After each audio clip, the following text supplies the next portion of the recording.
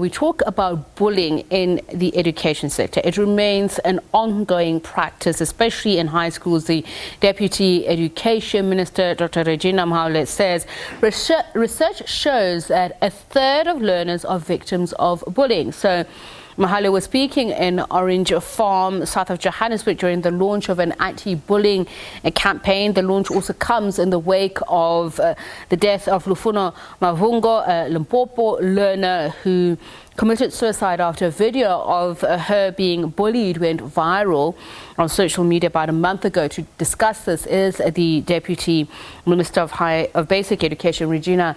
Reginah Mhaule. Thank you so much for speaking to us, Deputy Minister.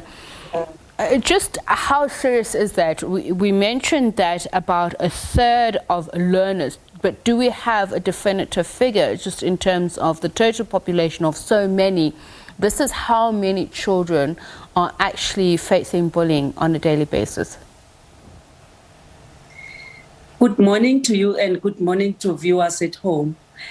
Where I'm sitting right now, I cannot have the statistics as to how many learners experience bullying on a day-to-day, but what we know is the research that tells us on the learners that they experience bullying, that at least about 20% of the learners report bullying, and a high percentage of male than of female, which means it's boys that are bullied more than girls. But there is also about 18% of girls reporting to be bullied every day. So like we indicated, that bullying takes various forms. There's a verbal bullying, there's social bullying, there's cyber bullying, where people use social media, use internet, use every form of social media to bully other learners. And then the last one, which draws the attention of all people, is the physical bullying that learners are embarking on. But I know that the social media bullying leads to physical bullying. And that's interesting because we understand that's something in the region of 46.8% of learners who experience cyberbullying. And it seems that more than something of 2/3 of these cases, the victims don't know who is behind these attacks. So how are you going to deal with this from a policy perspective? If you say it's in schools, but you can't really ascertain if the perpetrator is from the school? Yeah, we cannot say always perpetrators are at school.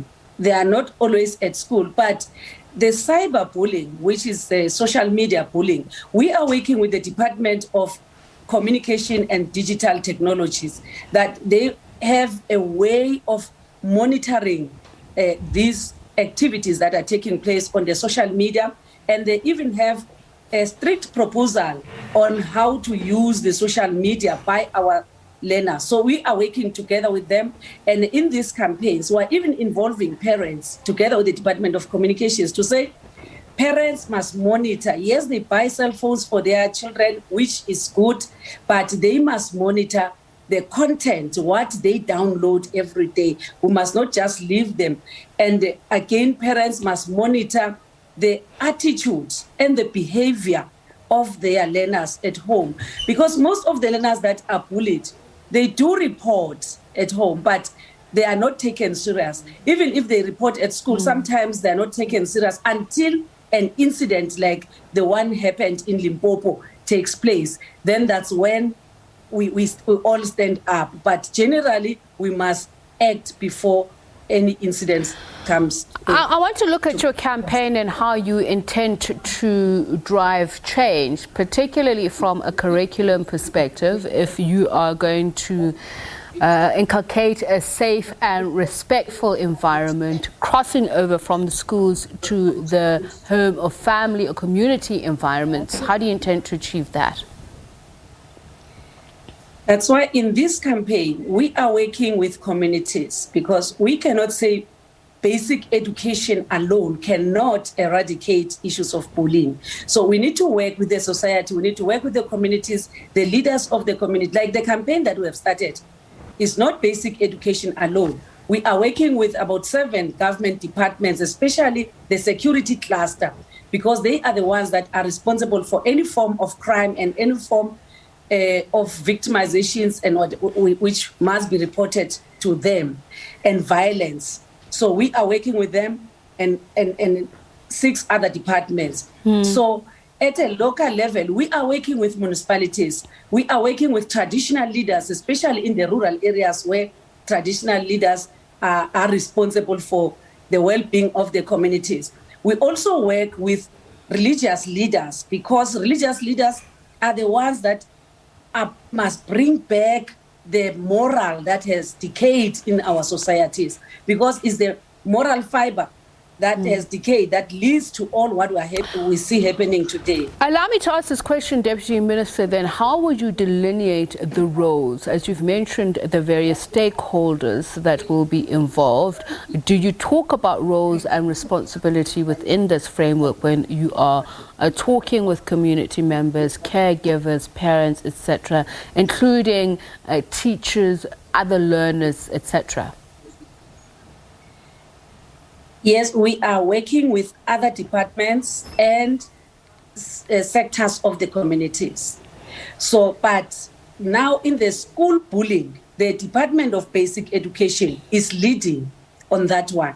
So that's why is the Department of Basic Education that is inviting all of them to come together. So at the same time, they go back to their spaces where they operate to come up with best tools as to how best can we eradicate. But eradicate is a too big term to say, but want to alleviate the bullying incidences in our schools. So the accountability now, as far as this campaign is concerned, lies with basic education to coordinate all other departments, because they cannot just on their own go to schools. So they go through basic education. That's why we are leading in this campaign, though we are working together with all of them and the civil societies. So on the side of basic education, we have a committee, a structure that we call Quality Learning and Teaching Campaign Structure.